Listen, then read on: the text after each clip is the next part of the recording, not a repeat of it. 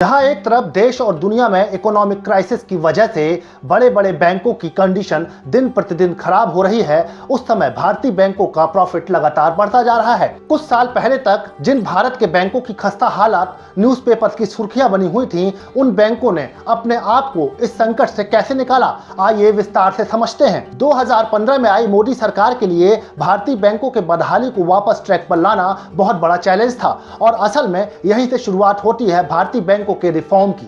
आपको बता दें कि पिछले कुछ सालों तक भारतीय बैंक लगभग 2 लाख करोड़ रुपए के घाटे में थे। पीटीआई में छपी एक रिपोर्ट के मुताबिक पिछले फाइनेंशियल ईयर यानी 2022-23 के दौरान पब्लिक सेक्टर के बैंकों का प्रॉफिट बढ़कर 1 लाख करोड़ रुपए को पार कर गया, जिसमें लगभग आधी हिस्सेदारी एसबीआई की रही। साल 2022-23 में एसबीआई को 50,000 करोड़ रुपए से ज्यादा का फायदा हुआ। इसके अलावा पिछले 9 सालों में 48 करोड़ जनधन खाते खोले गए। डायरेक्ट बेनिफिशियरी ट्रांसफर के तहत पिछले कुछ सालों में 27 लाख करोड़ रुपए देशवासियों के बैंक खातों में ट्रांसफर किए गए। पिछले 9 सालों में आधार, डायरेक्ट बेनिफिट ट्रांसफर और मोबाइल फोन के उपयोग से 2 लाख करोड़ रुपए के काले धन का पता लगाया गया। वहीं दूसरी तरफ 2015 में मोदी सरकार नॉन परफॉर्मिंग एसेट यानी एनपीए की सही धनराशि का पता लगाने के लिए एक नई प्लानिंग के जरिए जांच शुरू करती है, जिसे एसेट क्वालिटी रिव्यू के नाम से जाना गया है। 2015 में शुरू हुई जांच से जो रिजल्ट सामने आए वो चौंकाने वाले थे। बैंकों के लिए एनपीए का 3 से 5% के ऊपर का लेवल खतरनाक होता है। आपको ये जानकर हैरानी होगी कि कई बैंकों का एनपीए 12% से लेकर 28% तक था। वहीं एसबीआई के लिए यह पहले से ही 11% के आसपास था। इस तरह कुल मिलाकर भारत के पब्लिक सेक्टर के बैंकों का एनपीए 15% तक बढ़ गया था।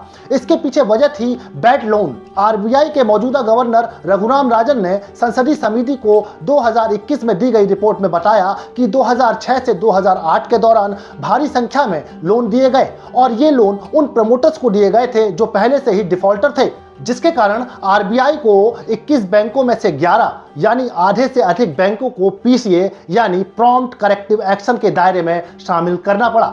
इसको सुधारने के लिए सरकार ने कई इंपॉर्टेंट डिसीजन लिए, जिसमें से पहला कमजोर बैंकों का मजबूत बैंकों में विलय करना था। इसे दुरुस्त करने के लिए सरकार ने कई बैंकों का विलय कर दिया, जिसके बाद 2017 में 20 बैंकों के मुकाबले 12 ही रह गए। इसके बाद दूसरे स्टेप सार्वजनिक क्षेत्र के बैंकों में नया पैसा डालना था, जिसे रिकैपिटलाइजेशन कहा गया। इसके तहत सिस्टम में 3 लाख करोड़ रुपए से अधिक डाले गए, जिसमें मैक्सिमम पैसा गवर्नमेंट बॉन्ड से आया। तीसरा स्टेप डिफॉल्टर से रिकवरी के लिए एक क्लियर लीगल फ्रेमवर्क बनाना था, जिसके बाद 9 सालों में भारतीय बैंक 10 लाख करोड़ रुपए से अधिक की वसूली करने में कामयाब रहे, जिससे ग्रॉस एनपीए लगातार गिरा और मार्च 2023 तक 3.9% पर वापस आ गया। सार्वजनिक क्षेत्र के बैंकों को इस बैड लोन के शॉक से निकालने में 5 साल का लंबा वक्त तो लग गया, लेकिन बैलेंस शीट के सही होते ही 2022-23 में पब्लिक सेक्टर बैंकों का मुनाफा 1 लाख करोड़ रुपए को पार कर गया, जो पिछले फाइनेंशियल ईयर के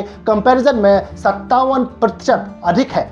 अब सभी 11 बैंक जो आरबीआई की प्रॉम्प्ट करेक्टिव एक्शन लिस्ट में थे वो उससे बाहर आ गए हैं और प्रॉफिट भी लगातार बढ़ता जा रहा है। 9 सालों में हुए इन बदलावों ने बैंकिंग सेक्टर की दिशा और दशा को बदल दिया है। आज बैंक घाटे से निकलकर मुनाफे का नया कीर्तिमान रच रहे हैं। भारतीय बैंकिंग सेक्टर की ये तरक्की उस नए भारत के बदलाव का संकेत है, जिसका संकल्प विकासशील से विकसित राष्ट्र बनने का है। आपको हमारा ये एपिसोड कैसा लगा, अपनी राय हमें जरूर कमेंट बॉक्स पर साझा करें और हमारे चैनल को लाइक और सब्सक्राइब करें।